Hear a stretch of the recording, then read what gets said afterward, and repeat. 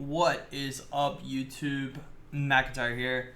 Today I want to bring you guys another replay analysis. This is for a Hero League game where I played Genji. I have not really done much with Genji since the hero is released and my first hero kind of release video for him. But if you guys have been watching HGC recently, Genji has gotten a lot more popular within the competitive scene, and he's a hero that recently I have really honestly enjoyed playing. So I wanted to bring you guys this Hero League game because I felt like it was a really good game. I think there's a lot to learn within the game, and I kind of wanted to just break down sort of things that I try to do on him and things that you really want to look out for when playing Genji. I'm going to try my best not to slow or pause, just so that the video kind of moves smoothly.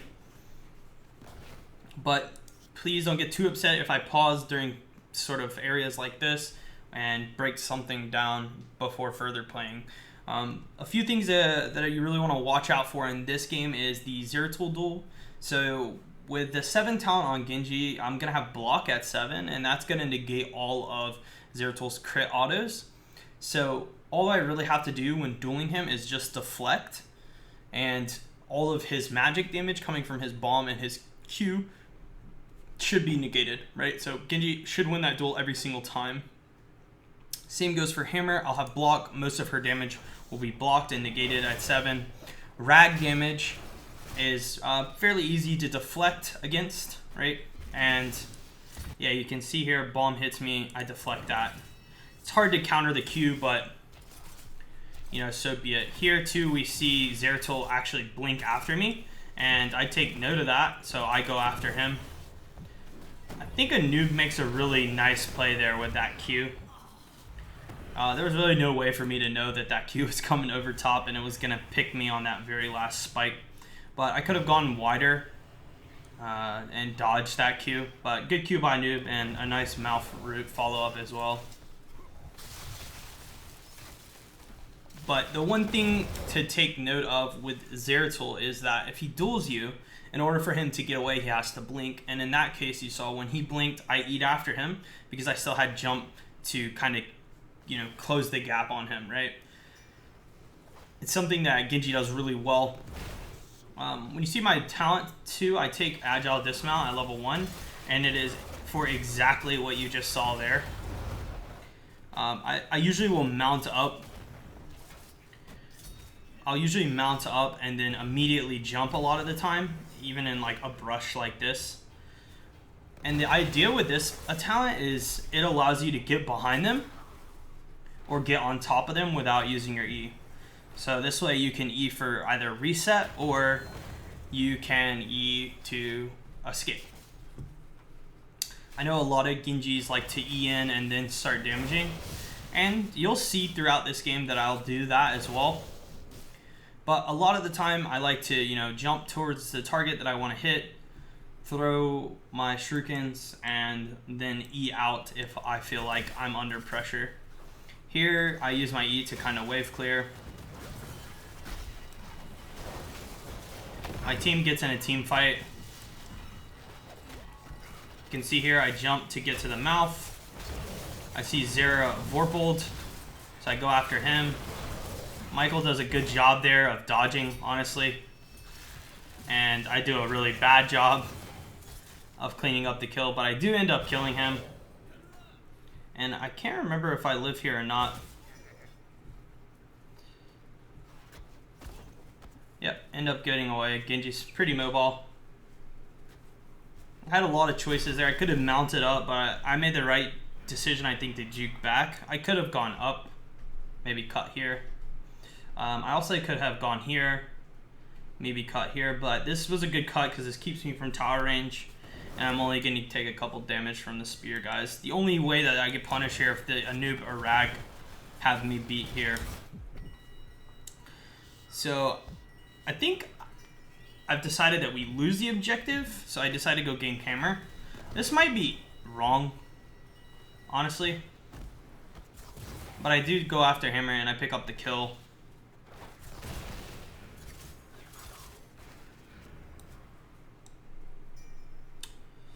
And my team is doing really well with the Gul'dan.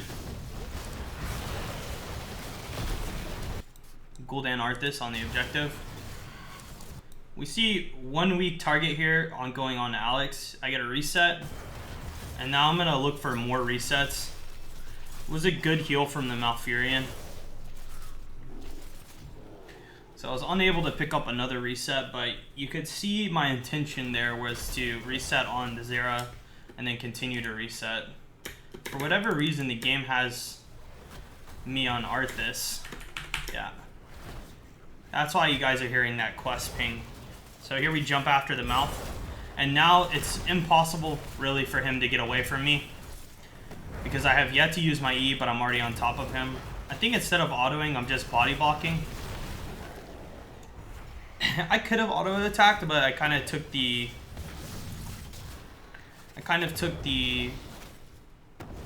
sort of melee role and decided to body block instead so that my damage dealers could get onto the rag. And we ended up picking up a kill there as well. So you see with camps, a lot of the time you want to get in melee range of whatever you're hitting and then throw shuriken so all 3 shurikens hit. Honestly, Genji's camping is pretty weak. Here, it was a good invade by the Anub, but the Arthas decides that he wants to fight for it and goes down. And again, you can see that the Obs is a little bugged. I choose to duel the rag, and I'm going to rewind it and hopefully it doesn't break, but you'll see here, this is a good example of, like I said, if you jump in with your agile dismount level 1, then you can use your E to escape, and it looks like it might have froze, so fingers crossed this didn't just freeze. Perfect. Okay, so here we go. Again, we have the rag. I have my jump, so I'm going to look to jump on top of him. So now I'm threatening him. You can see I'm hitting my shurikens. I'm also missing my shurikens. And then I feel threatened, and I E through him out.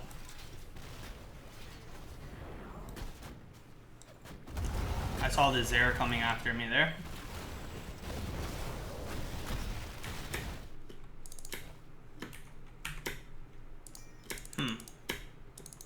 That's so weird. Okay, here we go.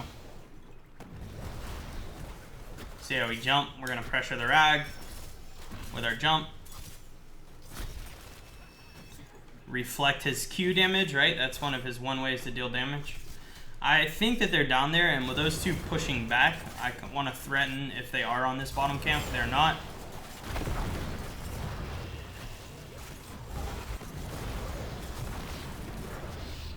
Looking for reset here. Decide not to go for it. We do clean up the 1 kill on rag, though. Here you can see, again, jumping. Hit level 10, really good fear. I snap take my ultimate and start trying to reset.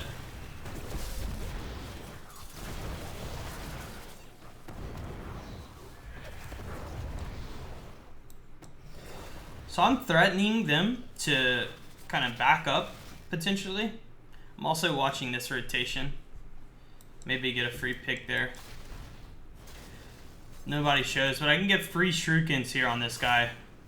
See, and at this point I haven't finished my quest, so that's 6 quest points. There's really no threat, and you can see even there I get a block because of my 7 talent that I've taken. Dodge, which I think is so overpowered, and I'm not sure why Genjis don't take it. I know the reflect cooldown is strong, but a fight breaks out, and I think at this point I'm trying to decide where I want to go.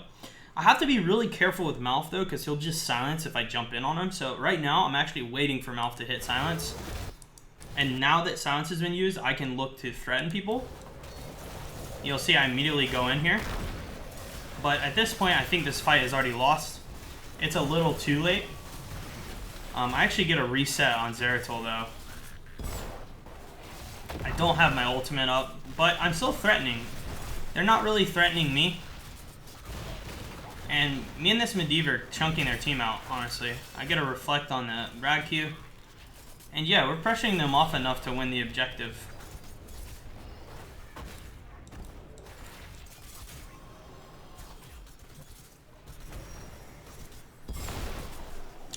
I didn't really want to commit to that with their whole team up there, but it was good pressure on Malf. He can't back, he's got no mana. And we can dive here with this. Nice reflect on the bomb and the Q damage. As you can see, Xerath can't really do anything here to the Genji. As long as you play it correctly as Genji. So you're going to hit the tab now. The Rag passive kind of shut a lot of that down. I did have Dragon Blade up. So I could have definitely done some damage there with that Punisher on them, but yeah, Rag just said, no, you don't get to come into this house. So we're going to hit 13 soon, and we're going to go Shingon. I'll say with Dragon Blade in this game in particular, it does really, really well against their team if I'm protected by the Medivh. So Medivh is like a hybrid version of Uther. So I like Dragon Blade a lot with Uther, and I kind of like it with Medivh. There are two issues to Dragon Blade in this game, and though, is that we have Silence, which keeps us from spamming our Q button, and then we have Web for Cocoon, which kind of, shuts down us from casting our Q as well.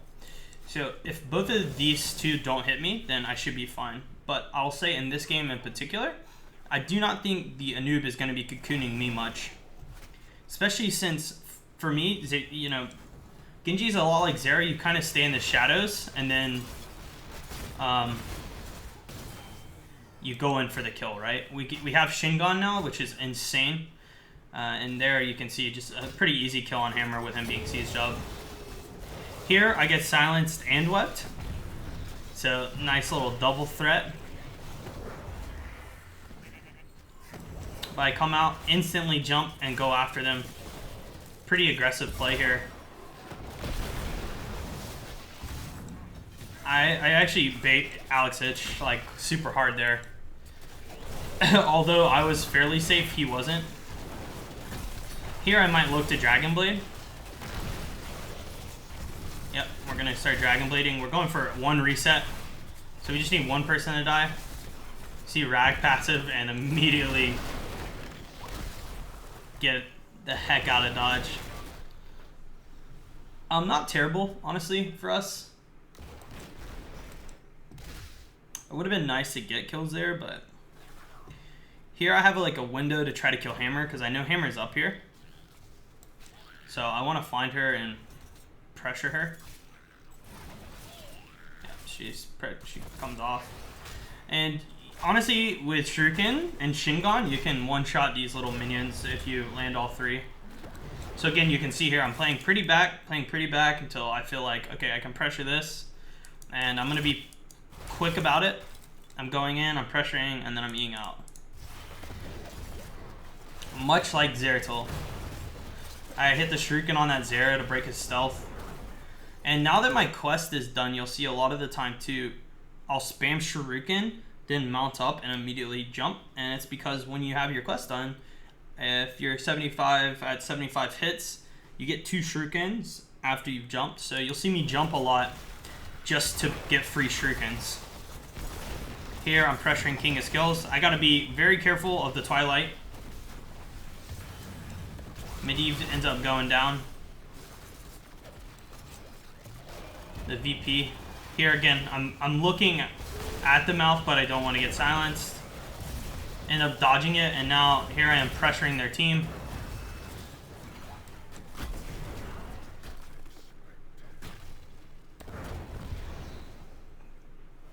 Trying to be fairly calculated. I want to threaten them here because I have Dragon Blade, but it is a 4v2.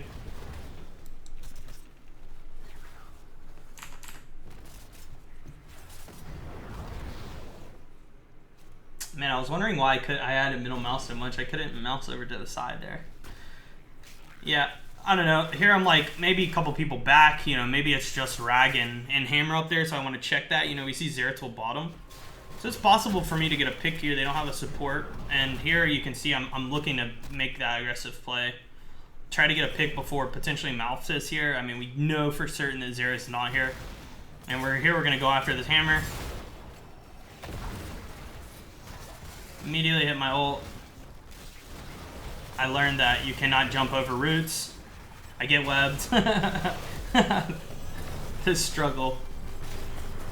But I'm still being pretty aggressive here. I still have jump up. I see my team going after them, and I'm gonna go with the team.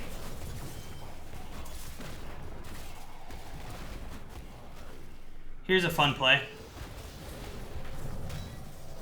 Oh man, I love that play. So instead of just jumping normally, I use my level 1. I go into fog and immediately mount so that I get the increased jump range. And even though the bomb hits me, I'm able to jump at the tail end of my mount up to get out. And then I use my E to get back and kind of create a gap and get to my team. I also deflected at the end of my E, assuming that Michael would Vorpal after me and try to Q to execute me. Here we find King of Skills.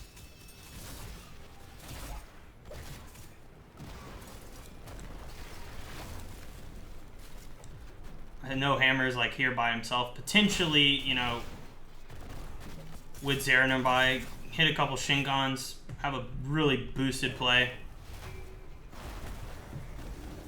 Mount, immediately get that jump, hit the Shingon. I saw Zera over here. Here you can see me do it again. Even with a guy hitting me.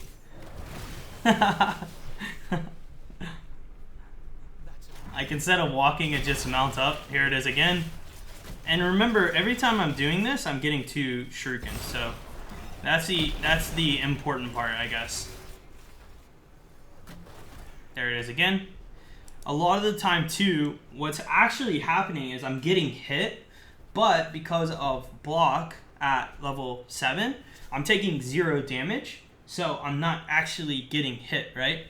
It's a really weird mechanic with Genji, and again, I'm not sure why more people don't take the time, because Rag there hit me twice, both times, but I 100% dodged it, and you have to take damage to break the mount channel, right? So both times I dodged, still got my full mount because I took 0 damage and was able to jump out and get more shurikens. I really like that play. That was a fun play. So here, you know, this is the downtime. Normally during downtime, this is when you want to get your backs in. Essentially, downtime is like where people are soaking, but you're doing it safely.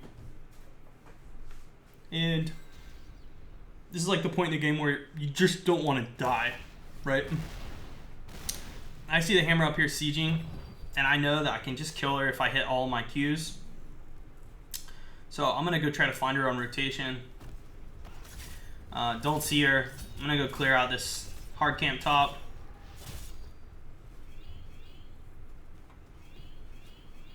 I even have a tap here. So I like tapping before objectives. A lot of people ask me why I tap when I'm full health. And the reason here is because it's before an objective. And here you can really see the strength of Genji versus Zeratul. I mean, I had him killed there if he didn't VP. And to be honest, I could have gone after him, but just a free VP.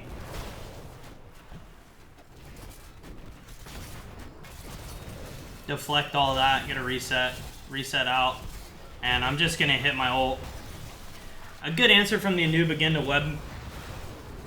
And this is where I totally misplay and walk across the Rags football and get killed.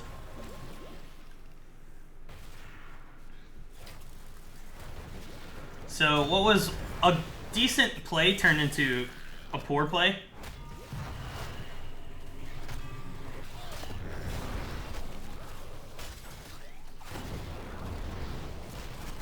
Uh-oh. Nice W.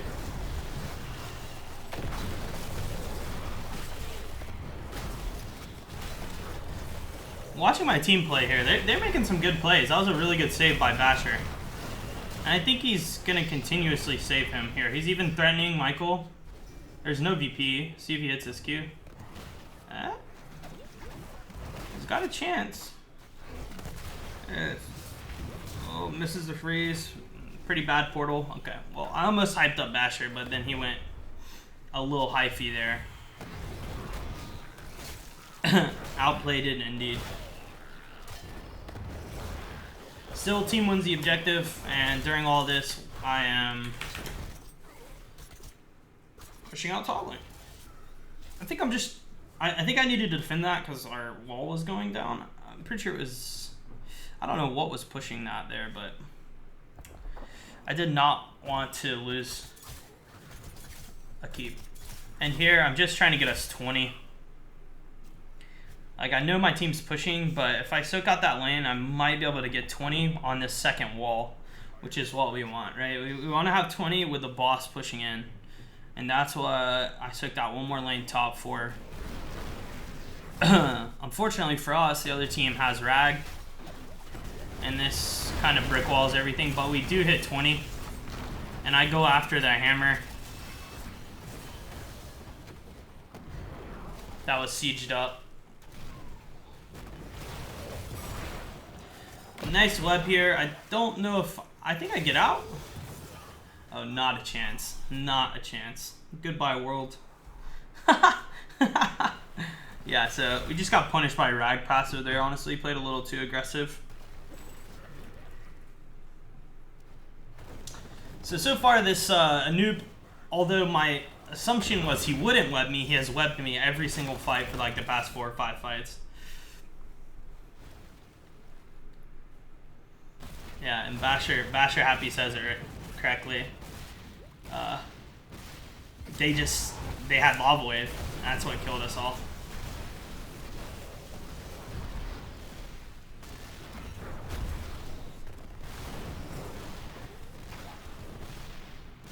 This is me being sad, trying to motivate my team into believing that this Rag isn't good and we should win.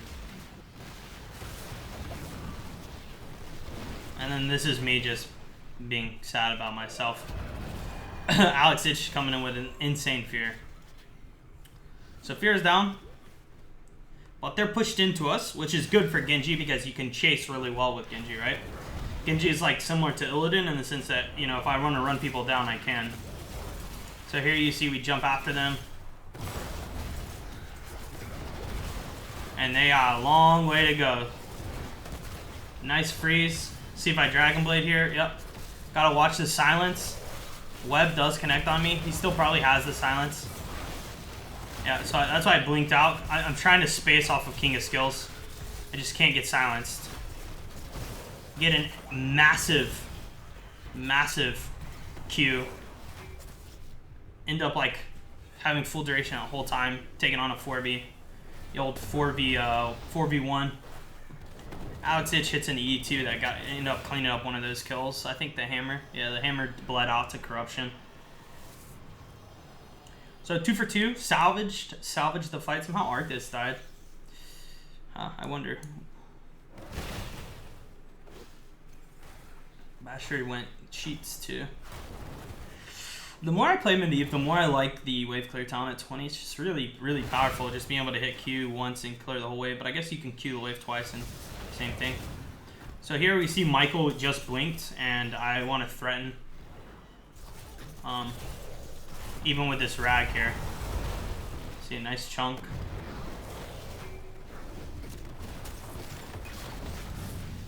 I'm looking at these two. Nice fear. Hit the Shingon. The Shingon just, I don't even know my own damage. See here, I mount, then immediately jump. Instead of just running after him and jumping. It's because I get decreased cooldown on jump, plus it travels the same distance. Probably travels a faster distance, to be honest, than just hitting jump and then walking. And we end up winning this objective because of that.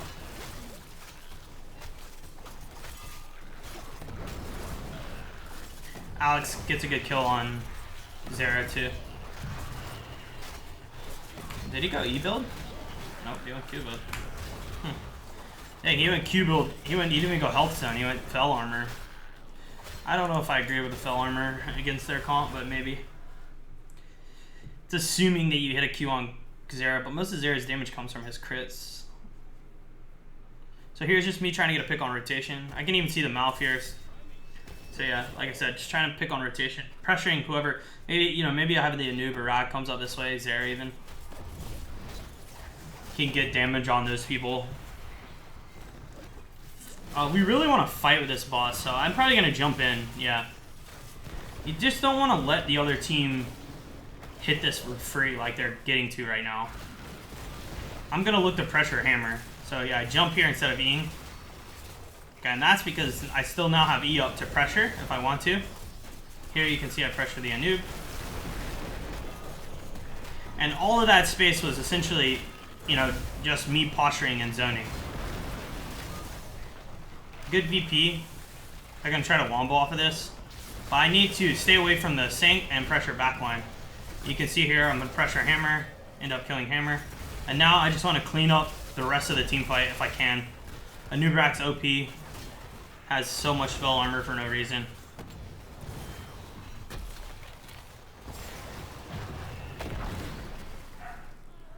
I hit him like 3-4 keys there. At 5% health, and he just tanked everything. Here our team's like thinking about, can we core, can we not? It's... If Lily healed everybody, I think we can. But, you gotta be hesitant. Go after the Anub. He just dug. Whenever you see an Anub dig, go after them. Like, don't let them dig in and then walk out. I see so many people do that. If a noob ever digs in, hit the Anub.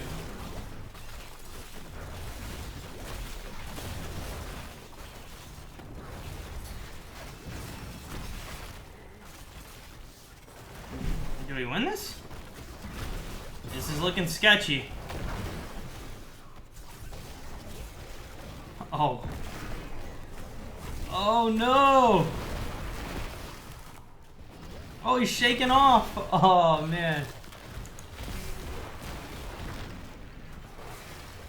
Oh, nice root. Oh, that root. I'm gonna pressure Michael here, I think, because of that root. I notice how weak he is, and I can kill these guys. Look at this. Oh, Genji, baby! Oh, nice heal. Good silence, though. I'm still in this. So I know silence is down, and although I want to fight these two, I think at this point in the game, I know if we die, then we lose the game. So they go on Arthas, and I'm able to pick up Michael, get the reset, and get out. Killing Zeratul there was huge, because now Gul'dan's going to be up, and Lily's going to be up, and we're going to be able to contest this objective.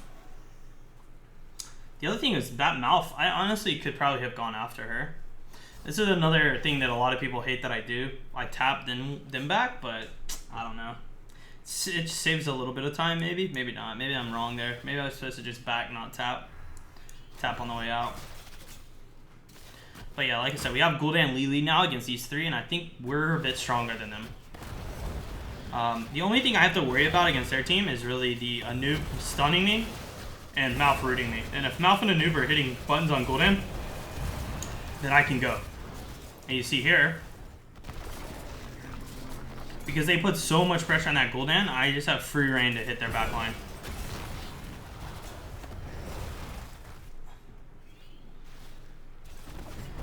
I think I go after that guy. Yeah, I do. Think about going after him too.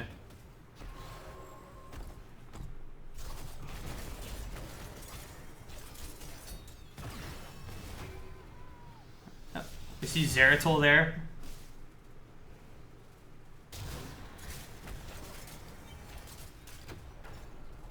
Gotta be a little careful, right? See, there's a mount jump E. It's like so much distance that you can just immediately move. And at this point, I'm looking at Michael. He doesn't know I'm here. And walks into a Shingon. Yeah, he just didn't know I was there. He thought it was safe. You could see him rewind there because he knew he was under pressure and he was gonna blink. But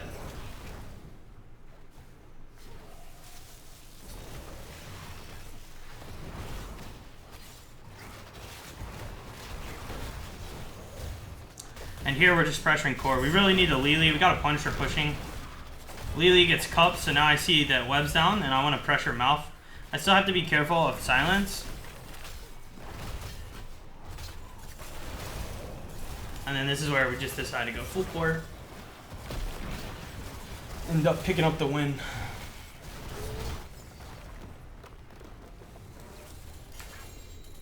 And we end the game 19, 11, and 3 with 122,000 damage. And MVP. The real thing that I think I see a lot of Genji players do incorrectly is they use all of their cooldowns offensively so that they have no cooldowns for defensive cooldowns, right? Like, it's kind of the same, the way I look at it is kind of the same way as Zeratul with his bomb, with, you know, his new 7 Seeker. You know, you hit bomb so that you can get in, so that you can blink out. And if you blink in, then you have to VP, right? You need to VP in order to get out if you're not going to kill something. And it's okay to use all of your cooldowns aggressively as long as when you do whatever you're trying to achieve, you know, don't die right after, right? With Genji, it's the same way. If you leap in and then you E in, you know, you need to make sure that you're not just going to die immediately. And a lot of the thing, too, with the agility talent at level 1 is if you do jump, then E, then your jump will be back up pretty quickly, right? So kind of like halving the speed of your bomb on Zeratul or something. So you can be aggressive with your cooldowns, but like I guess my point is that I see a lot of Genjis that are just full on aggression with their cooldowns. Don't think about what are they going to do when they die, and then get in this limbo where they're in the middle of the other team, and then they're like, oh, well, I don't have any way out of here, right? And the same goes for Zeratuls a lot of the time, where they use their stuff so aggressively that then they no longer have something defensively. And it's okay to use, you know, cooldowns aggressively to make the play, but you just have to be really careful not to, you know, overextend into dying essentially on the hero because of it. So if that's one thing that I hope you learned from this video is that you know, with Genji you can be aggressive with your cooldowns, just be calculated, and also, you know, watch out for your red flags, watch out for your stop signs. You know, in this game, Mouth is my stop sign. He's about the only stop sign in this game that I can control myself from dealing with. The other would be the Anubarak, but his stop signs would be his web and then his QE. And as long as I'm not close to the Anub, he should never really hit his QE on me. Like, he shouldn't, but he still can, right? And he has that window, but he shouldn't. And the same goes for Mouth. You know, with Mouth, his stop signs are, you know, Mouth root. If he roots himself, I gotta be careful of, you know, when I jump, is he gonna immediately try to hit a root? Is he gonna defensively root on himself? You know, how is he going to root? And then his silence. If I jump in, maybe, you know, I throw one Shuriken, he'll immediately silence. So if I jump in, Shuriken and immediately E, his silence will clip me, but I've E'd out. So I've gotten out of there, even though he's silenced. And it's the same windows with Zeratul. Even with Illidan, you know, it's the same sort of windows, right? You got to get in when their defensives are down, or when you get in, you expect their cooldowns to come out, and you play around their cooldowns. And in this game, I think I did a good job of that with Genji. I honestly love this character. I love Shingon. I think that talent is so fun. It feels good when you hit all 3 shurikens. You feel like, you know, that crit number comes up. I love the bright number. It reminds me of Warcraft when you would crit, and it just feels good. So I've really been enjoying this character, and I hope that all these people that are out there trying to get better at Genji can learn from watching this gameplay. I know my obs was a little off, but it was because, like, here you can see my mouse, I mouse to the side and it locks. For whatever reason at the start of the game, it wasn't locking to the side of my screen. So, really weird. Really weird. Not really sure why that was happening, but I fixed it about midway through. But that's going to be it for today's video, guys.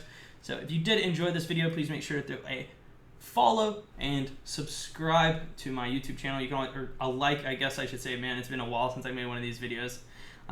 Check me out on Twitch and Twitter. Those are located in my description below. Always streaming, usually at nighttime, and I'm pretty active on Twitter as well. And you can always check out my tier list and build list, which is also located in the description. So again, thank you guys all so much. I'm going to try to come out with more of these kind of videos. It kind of gives a sense of how you should play the character, and you can see how to play the character rather than just telling you how to play the character. Visualization is usually always the better option. But thank you guys all so much, and until the next video, I'll see you then.